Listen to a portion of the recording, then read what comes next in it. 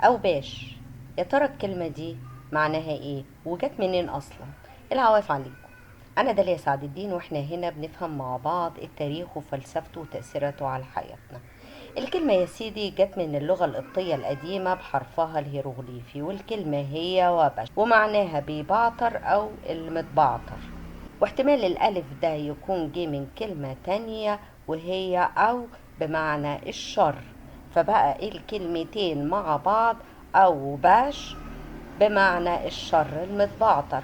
ولما بننطق الكلمتين مع بعض بيتم دمج حرفين الواو، وبتتنطق واو واحدة فتبقى أوباش، برضو بمعنى الشر المتبعتر.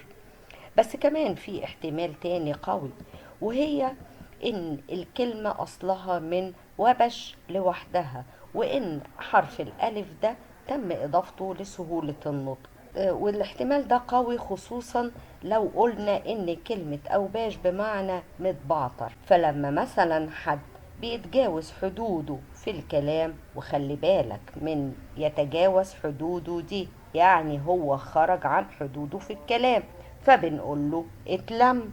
فبيكون الرد ليه هو انا متبعتر؟ ده رأيي من خلال لغة أجدادنا واللي لسه عايشة معانا لحد النهاردة. انتوا بقى رأيكوا ايه؟ أشوفكوا الحلقة الجاية. سلام.